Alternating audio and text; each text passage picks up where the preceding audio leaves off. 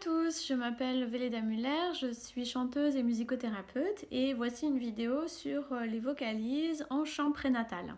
Donc si vous êtes enceinte et confinée et que vous avez envie d'essayer autre chose, pour les explications je vous renvoie à une précédente vidéo sur qu'est-ce que le chant prénatal. Tout d'abord, avant de faire des vocalises, ce qui est important c'est de bien respirer.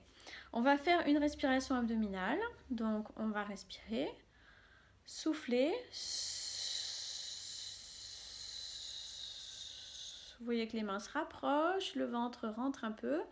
Vous attendez bien d'être au bout de l'expiration et puis on respire, bouche ouverte, bien détendue. Vous voyez que le ventre se gonfle. Donc ça c'est très important et c'est une respiration qui permet de se détendre. Vous pouvez la pratiquer tout au long de la grossesse mais aussi au moment de l'accouchement, mais plutôt au début parce que plus vous aurez des contractions rapprochées, plus ce sera difficile à faire. Ensuite, ce qui est évidemment possible, c'est de respirer toujours bien bas et d'ouvrir les côtes sur les côtés. Donc on peut mettre les mains là dans le creux de la taille, respirer.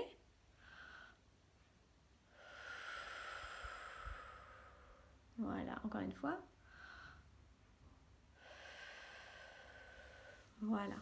Quand vous pratiquez cette respiration-là, c'est important de souffler longtemps parce qu'une expiration longue va libérer des endorphines dans le cerveau, ce qui est évidemment intéressant pour lutter contre la douleur et pour se tranquilliser. Alors pourquoi c'est important de respirer avec le bas du buste? Eh bien c'est parce que les muscles abdominaux sont évidemment bien plus efficaces que les petits muscles ici autour de la gorge.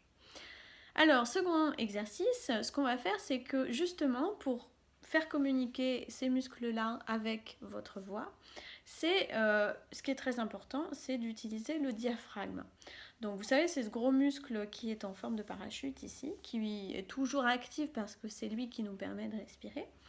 Eh bien, on va essayer de l'activer un peu en faisant des consonnes dures avec l'intention de faire des petites percussions à ce niveau-là. Voilà, on peut essayer sur P.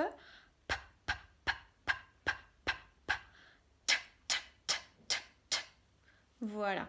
Donc ça c'est intéressant parce que comme je le disais ça permet de lier le bas du corps avec la voix.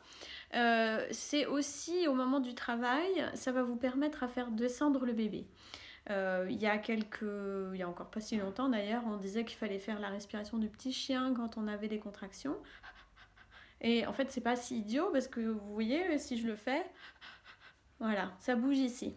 Donc c'est vraiment l'idée d'activer le diaphragme pour faire descendre le bébé.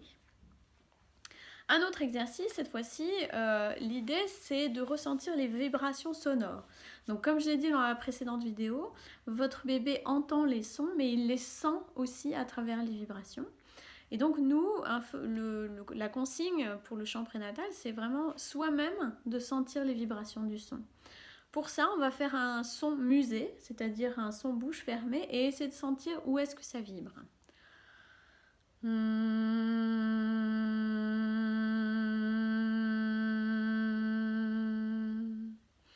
Alors vous ferez chez vous, certainement que ça vibre autour des lèvres, hein, c'est une partie du visage qui est assez sensible. Peut-être que ça vibre aussi jusque dans les os du crâne. Donc ça c'est évidemment intéressant pour avoir une idée de ce que votre bébé ressent. Comme je l'ai dit aussi dans la vidéo précédente, les sons graves sont beaucoup plus intéressants parce qu'ils sont bas dans le corps et donc votre bébé sent les vibrations beaucoup plus. On va faire quelques vocalises, je prends mon piano et on va essayer justement d'être attentive à ces vibrations. Évidemment, vous pouvez faire ces exercices avec votre compagnon. Donc on va commencer en faisant un son très simple, on va juste le dire ensemble, vuyo, en ayant l'intention vraiment d'avoir les vibrations devant la bouche, parce que c'est là qu'on peut mieux sentir les vibrations. Donc on respire bien bas.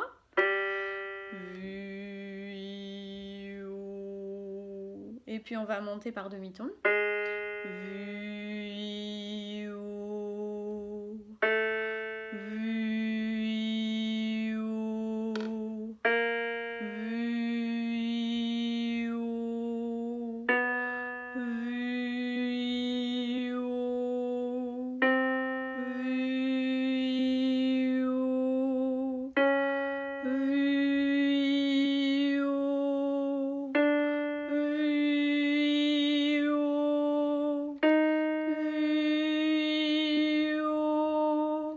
voilà, je ne vais pas très aigu parce que, comme je vous le disais, c'est pas très intéressant de chanter très aigu.